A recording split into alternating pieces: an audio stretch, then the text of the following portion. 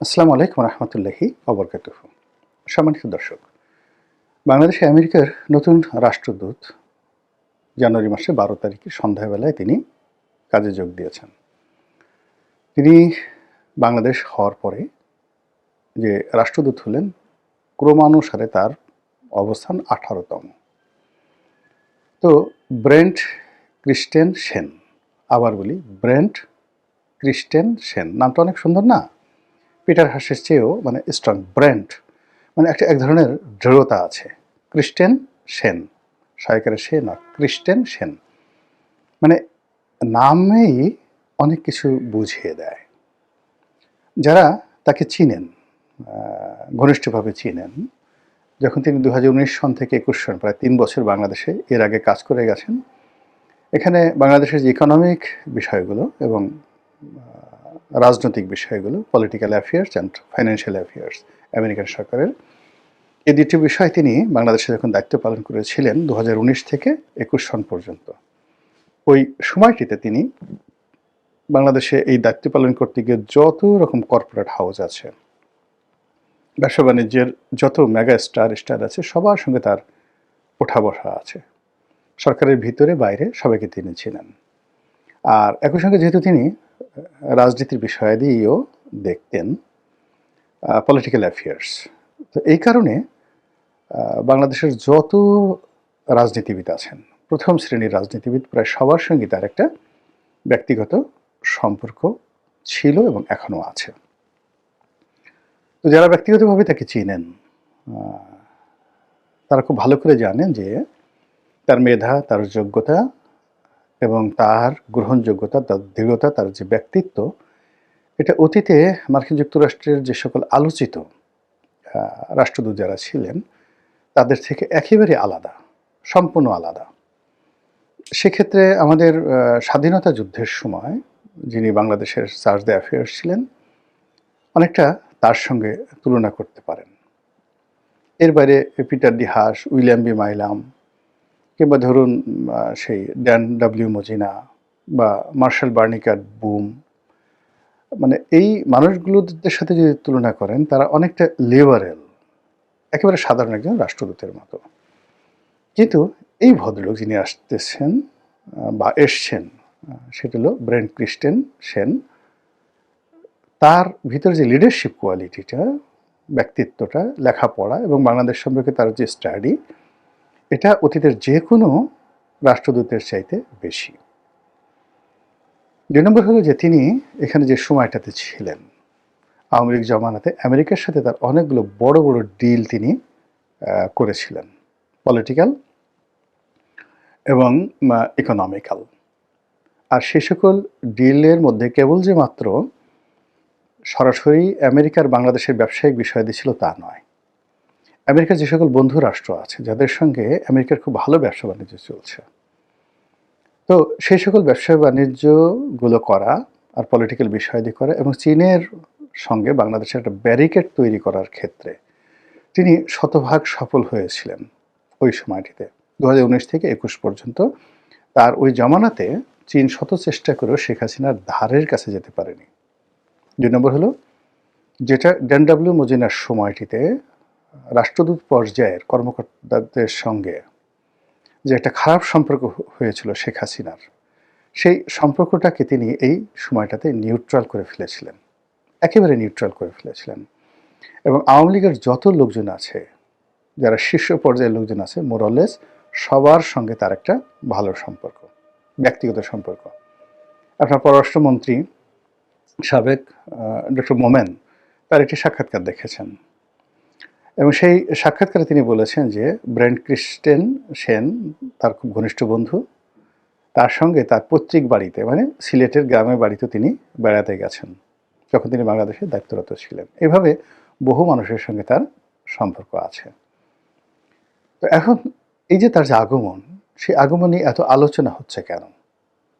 প্রথম আলোচনা হচ্ছে যে মার্কিন যুক্তরাষ্ট্রের যে সরকার পরিবর্তন হয়েছে, ডোনাল্ড ট্রাম্প, তো সেই ডোনাল্ড ট্রাম্প বাংলাদেশের ব্যাপারে আসলে কী ধরনের তার পররাষ্ট্রনীতি হবে, কী ধরনের সিদ্ধান্ত হবে, এটা রিপ্রেজেন্ট করার মতো রাষ্ট্রদূত তিনি খুঁজছিলেন।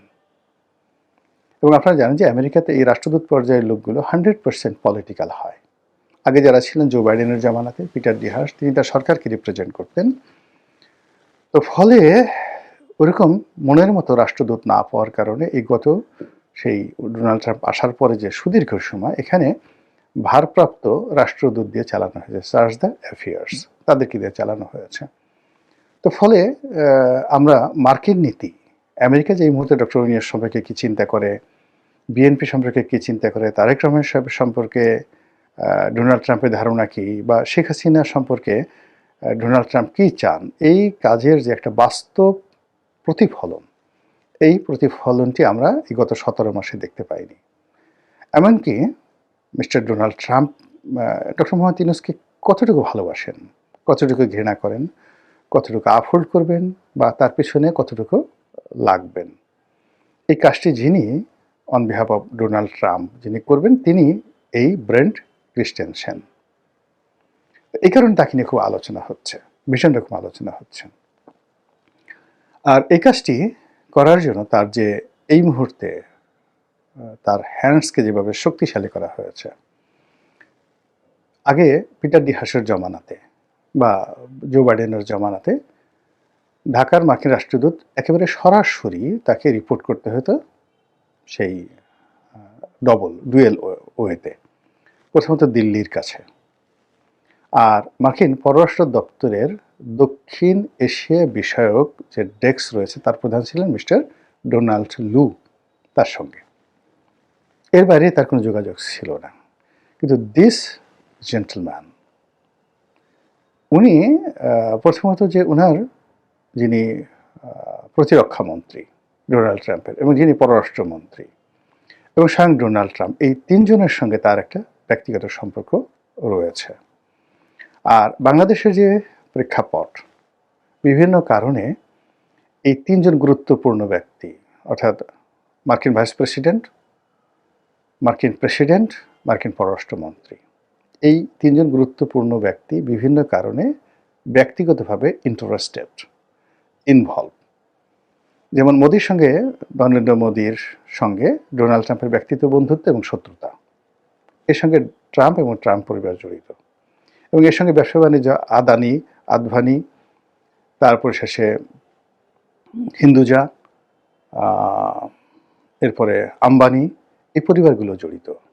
এবং এরা এখন মার্কিন সরকারের পক্ষে কাজ করছে, মানে ব্যবসায়িক গ্রুপগুলো কাজ করছে এবং নরেন্দ্র মোদীর বিরুদ্ধে কাজ করছে। অবাক করা বিষয় যে আদানিকে তিনি তুলেছেন, তারা এখন মার্কিন সরকারের পক্ষে কাজ করছে। এই বিষয়গুলো সরাসরি ডোনাল্ড ট্রাম্প নিজে হ্যান্ডেল করছেন।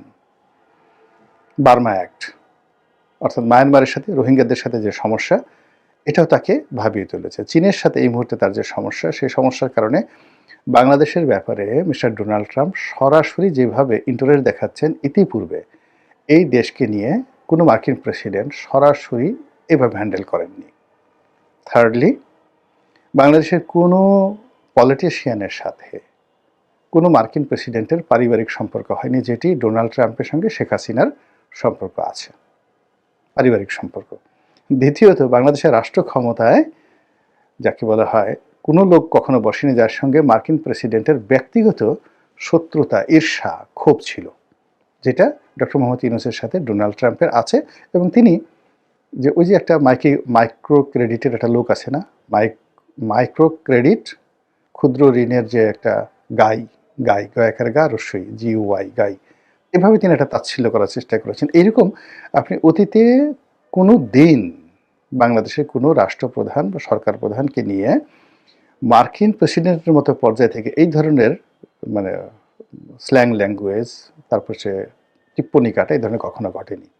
তাহলে বোঝার চেষ্টা করুন যে একদিকে আওয়ামী লীগের সঙ্গে, আওয়ামী লীগের নেতাকর্মীদের সঙ্গে এই বর্তমান রাষ্ট্রদূতের সম্পর্ক, তার অভিজ্ঞতা, তার দৃঢ়তা, অতীতে তার সফলতা, নতুন সরকারের বাংলাদেশ সম্পর্কে তার পলিসির পরিবর্তন, আর ডক্টর মোহাম্মদ ইউনূসের সঙ্গে ডোনাল্ড ট্রাম্পের যে রসায়ন, সেই সব কিছু মিলিয়ে এই নতুন যে রাষ্ট্রদূতের যে আগমন, উনি যেদিন থেকে মনোনয়ন পেয়েছেন, তার নামটা উচ্চারিত হচ্ছে, সেই দিন থেকে আমাদের যে কূটনীতির মহল, যারা আমেরিকা বাংলাদেশ সম্পর্ক বোঝেন, আমেরিকা, রাশিয়া এবং ভারতের সম্পর্কটা বোঝেন, এবং এই মুহূর্তে বাংলাদেশে আমেরিকার যে ইন্টারেস্টগুলো যারা কাউন্ট করতে পারেন তারা সবাই তারা সবাই এই 12ই ফেব্রুয়ারি নির্বাচন, তারপর হানা ভোট, এনসিপি, জামাত কি করলো, জামাতের সঙ্গে এনসিপির ঐক্য হলো কি হলো না, বিএনপির কে মনোনয়ন পেল কি পেল না, তারেক রহমান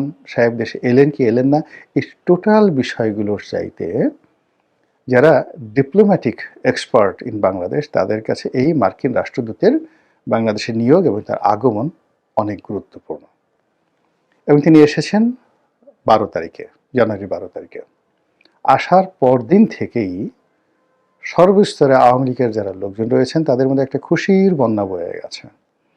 এবং এই গত কয়েকদিনে আপনি তৃণমূলে এমন কিছু ঘটনা ঘটেছে, বিভিন্ন কোর্টে কাছারিতে আওয়ামী লীগের নেতাকর্মীদের মধ্যে, দিল্লিতে, তারপর আমেরিকাতে, সব জায়গাতেই আপনি দেখবেন যে মানে প্রত্যেকটা আওয়ামী লীগের লোকজনের চোখে মুখে একটা পূর্ণিমার চাঁদের আভা চলে আসছে।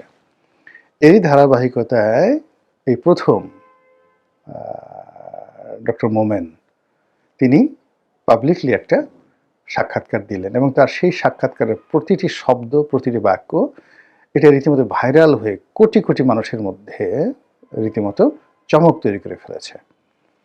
প্রবাসী সাংবাদিক সুলতানা রহমান একসময় বাংলাদেশে খুব নামকরা সাংবাদিক ছিলেন, তার যে পডকার সেখানে তিনি যে সাক্ষাৎকার দিয়েছেন এখন এটা talk of the country, viral.